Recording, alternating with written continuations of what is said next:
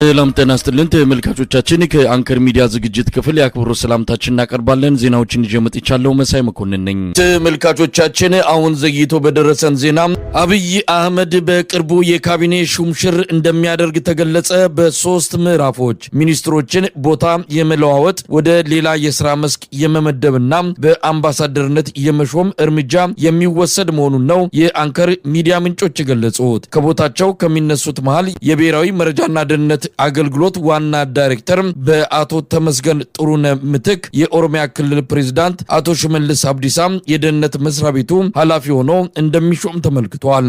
ለጊዜው የኦሮሚያ ክልል ፕሬዝዳንት ሆኖ በአቶ ሽመልስ አብዲሳ ቦታ የሚመጣው ማን እንደሆነ ለማወቅ አልተቻለም። ሁለት ሰዎች በአብይ አህመድ ሊስት ውስጥ የሚገኙ መሆናቸውን የሚጠቅሱት የአንከር ሚዲያ ምንጮች እነማን እንደሆኑ ለጊዜው በሚስጥር መያዙን ነው የጠቆሙት። የፋይናንስና ኢኮኖሚ ልማት ትብብር ሚኒስትር አቶ አህመዲን ሽዴም በቦታው እንደማይቆይ የተመለከተ ሲሆን አዲስ ፊት እንደሚሾም ነው የተገለጸው። የአቶ አህመድ ሽዴም ቀጣይ ማረፊያ ለጊዜው ባይታወቅም በጠቅላይ ሚኒስትር ጽህፈት ቤት በአማካሪነት ሊመደብ እንደሚችል ግምቱ እንዳለ ነው ከምንጮች መረጃ ለማወቅ የተቻለው። አብይ አህመድ በካቢኔ ሽግሽግ ሹመትና ሽረት የመጣውን የህዝቡን ተቃውሞ አቅጣጫ ለማስቀየር እንደ አንድ ስትራቴጂ ለመጠቀም እንዳቀደም ይነገራል። በሶስት ምዕራፎች ይከናወናል በተባለው የካቢኔ ሹምሽርና ምደባ አብዛኛውን ሚኒስትር የሚነካው እንደሚሆን በደረሰን መረጃ ላይ ተመልክቷል።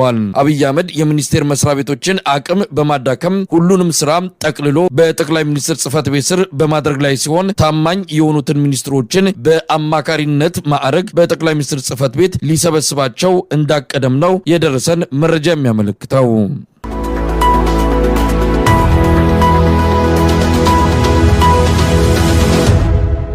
የምስራቅ እዝ ከአማራ ክልል መውጣትን ተከትሎ በምትኩ የኦሮሚያ ልዩ ኃይል ሰራዊት ወደ አማራ ክልል እንደሚገባ ተገለጸ። በቅርቡ ትጥቅ ፈቶ ወደ ሰላማዊ ህይወት ገብቷል የተባለው የቤንሻንጉል ጉሙዝ አማጺ ቡድንም በፌዴራል ፖሊስ መለዮ ወደ አማራ ክልል እንደሚዘምት የአንከር ሚዲያ ምንጮች ካደረሱን መረጃ ለማወቅ ተችሏል። የኦሮሚያ ልዩ ኃይል ከወዲሁ በአማራ ክልል አረርቲ መግባቱም ታውቋል። 5000 የሚሆነው የኦሮሚያ ልዩ ኃይል በአረርቲ ዙሪያ ሰፍሮ ስምሪት እየጠበቀ መሆኑም ተመልክቷል። በአውራ ጎዳና ወደ አዋሽ 40 መስመር ሸለሞ ጋራ ተራራ ላይ 12000 የሚጠጋ የኦሮሚያ ልዩ ኃይል ሰፍሮ የሚገኝ ሲሆን በየትኛውም ቀንና ሰዓት ወደ አማራ ክልል ሊገባ እንደሚችል እየተጠበቀ ነው። በፈንታሌ አቅራቢያ በሚገኝ ተራራ ስር እንዲሁም 10000 የኦሮሚያ ክልል ልዩ ኃይል በተጠንቀቅ እየተጠባበቀ እንደሚገኝ ነው ከደረሰን መረጃ ለማወቅ የተቻለው። የኦሮሚያ ልዩ ኃይል ተልኮ በአማራ ክልል ምስራቅ እዝን ተክቶ ስምሪት ለመውሰድ እንደሆነ የተመለከተ ሲሆን ከአማራ ሚሊሻና አድማ በታኝ ጋር በመቀናጀት ፋኖን ለመግጠም እንደተዘጋጀ ነው በደረሰን መረጃ ላይ የተመለከተው።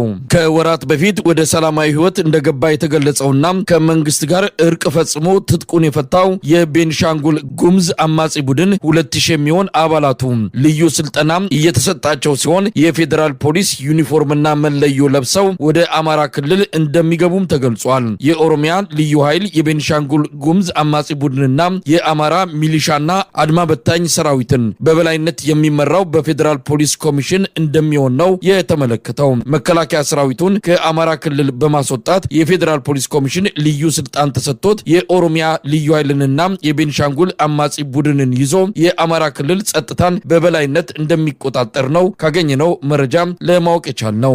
አብይ አህመድ በአማራ ክልል የገጠመውን የእግረኛ ሰራዊት ኪሳራ በቀላሉ ማገገም የማይቻል መሆኑን በመገንዘቡ በድሮንና በጦር ጀቶች በታገዘ መልኩ የአማራ ክልሉን ጦርነት ለማካሄድ ውሳኔ ላይ መድረሱን ነው መረጃዎች የሚያመለክቱት።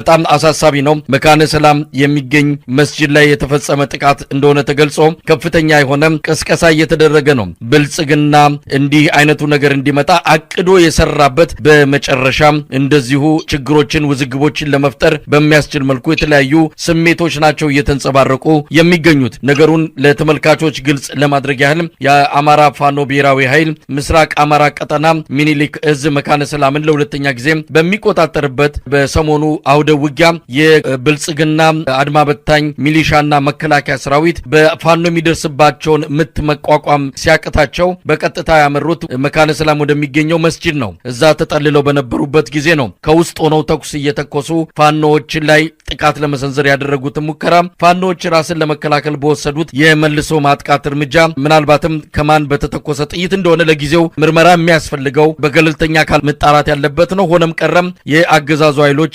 በመስጂዱ ተጠልለው ፋኖች ላይ ሲተኩሱ እንደነበረ የአይን እማኞች ገልጸዋል። በዚህ የተኩስ ልውውጥ መሃል እንግዲህ አንድ የእስልምና አባት ህይወታቸውን አጥተዋል። በጣም ያሳዝናል። ሌሎችም የተገደሉ እንዳሉ ነው የተገለጸው። እኚህ አባት መገደል አልነበረባቸውም። የእምነት ተቋማትን መጠለያ በማድረግ ረገድ ብልጽግና በሰፊው እየሰራ ነው። ሰሞኑን በወጣው ሪፖርት መሰረት በአማራ ክልል አሁንም ከ1000 በላይ ትምህርት ቤቶች ለጦርነት አገልግሎት እየዋሉ ነው። ከነዚህም ውስጥ 890 ትምህርት ቤቶች የመከላከያ ካምፕ እንደሆኑ ነው የሚነገረው። ትምህርት ቤቶች ብቻ ሳይሆኑ የእምነት ተቋማትም እንደዚሁ በብልጽግና ወታደሮች መጠለያና ምሽግ እንደሆኑ ነው በቪዲዮ ጭምር ተደግፈው የሚወጡ መረጃዎች የሚያሳዩት። መካነ ሰላም የሆነው ከዚህ የተለየ አይደለም። እኚህ አባት ከፍተኛ ክብር ያላቸው የእስልምና እምነት ተከታዮች የሚያከብሯቸው አባት ህይወታቸውን በዚህ ጦርነት ውስጥ ማጣታቸው እጅግ ያሳዝናል። ነገር ግን ጉዳዩ በደንብ መመርመር አለበት። ብልጽግና ይህንን አጋጣሚ በመጠቀም የእምነት ግጭት ለመፍጠር ፋኖች በሙስሊም አንጻር የተለየ አቋም አላቸው፣ የሙስሊምን ሃይማኖት ለማጥፋት የመጡ ናቸው የሚል በጣም አደገኛ ስብከትና ፕሮፓጋንዳ ቀርጸው በሰፊው እያሰራጩት ይገኛሉ። የኢትዮጵያ ህዝብ ጥንቃቄ ማድረግ አለበት። ፋኖች ውስጥ ሙስሊም፣ ፋኖች ውስጥ ክርስቲያን፣ ፋኖች ውስጥ ኦሮሞም፣ አማራም፣ ትግሬም ያሉበት እንደሆነ በዚህ አጋጣሚ መግለጽ የሚያስፈልግ ይመስለኛል። የብልጽግና መንግስት ተዘጋጅቶበት አቅዶ ያደረገው እንደሆነ በተለያዩ የመረጃ ምንጮችም እየወጡ ይገኛሉ። የአማራ ክልል እስልምና ጉዳዮች ምክር ቤት ነገሩ ገና ተጣርቶ ሳይታወቅ ሌላው ቀርቶ በብልጽግና መንግስትም ፋኖች ያደረጉት የሚል ድምዳሜ ላይ ሳይሰጥ ይሄ የእስልምና ጉዳዮች ምክር ቤት በፍጥነት ከብርሃን ቀድሞ ይህንን የፈጸመው ፋኖ ነው የሚል መደምደሚያ መስጠቱ ምን ከጀርባው እንዳለ ለምን በጥድፊያ ይሄ አይነት ድምዳሜና ፍረጃ ውስጥ እንደገባ በግልጽ የሚታወቅ ነገር ነው። ብዙ ነገሮች አሉ ይወጣሉ። አሁን እከሌ ያደረገ ያኛው ቡድን አደረገ አይደለም። ዋናው ትልቁ ነገር የእምነት ተቋማት የጦርነት አውድማ መሆን የለባቸውም ነው። የአብይ አህመድ አገዛዝ ትምህርት ቤቶችን፣ የጤና ተቋማትን፣ የእምነት ተቋማትን የሰብአዊ ጋሻ አድርጓቸዋል፣ መደበቂያ አድርጓቸዋል። እዚያ ሆኖ ነው የሚተኩሰው። የፋኖ ተዋጊዎች በእምነቱም የጠነክሩ ናቸው፣ በእስልምናም በክርስትናውም። እንዲህ አይነት የእምነት ተቋማት ላይ ጥይት አይደለም ነገሮች እንኳን ካሉ ከዛ መሸሽ ነው የሚፈልጉት። እንደዛማ ቢሆን ኖሮ ላሊበላን በቶሎ በተቆጣጠሩ ነበረ።